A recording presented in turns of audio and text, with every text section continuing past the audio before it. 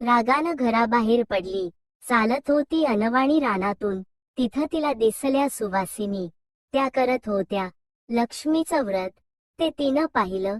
त्यांच्याबरोबर तिनंही व्रत केलं. दुःख विसरली गेलं. परिस्थिती सुधारली.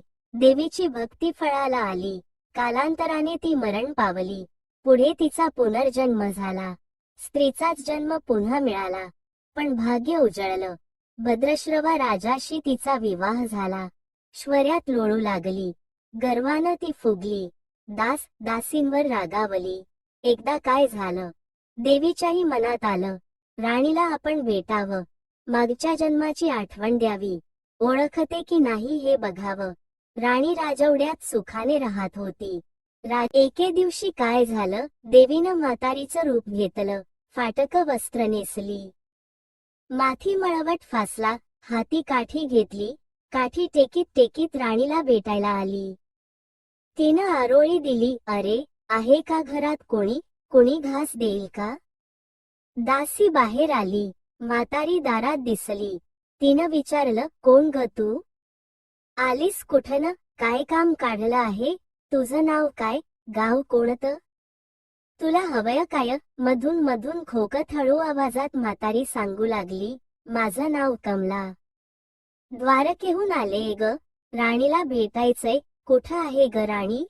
दासी म्हणाली, राणीसाहेब महालात आहेत. सख्यांशी गप्पा मारत आहेत. त्यांना सांगितलं तर माझ्यावर रागावतील. तुला ग त्या कशा भेटणार? काय तुझा हा अवतार? तुला पाहून माझ्यावर ओरडतील. उणं दुणं बोलतील. त्यांच्या सख्याही तुला हसतील. तू जरा आडोशाला बैस. मैत्रिणी गेल्या म्हणजे मी सांगते त्यांना. म्हातारी रागावली. मनोमन संतापली. तुझी राणी पैशाला भाळली. माणुसकी विसरली. दरिद्री मेली. आज झाली राणी, पण देवीला विसरली.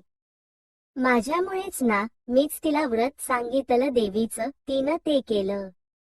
आता राणी पदावर बसली. देवीला आठवणही राहिली नाही. गर्व झालाय संपत्तीचा.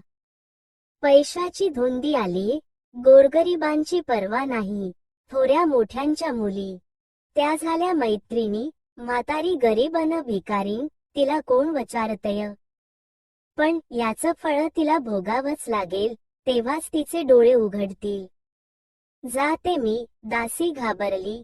तिनं म्हातारीला पाणी दिलं. हात जोडून म्हणाली, ते व्रत मला सांगाल?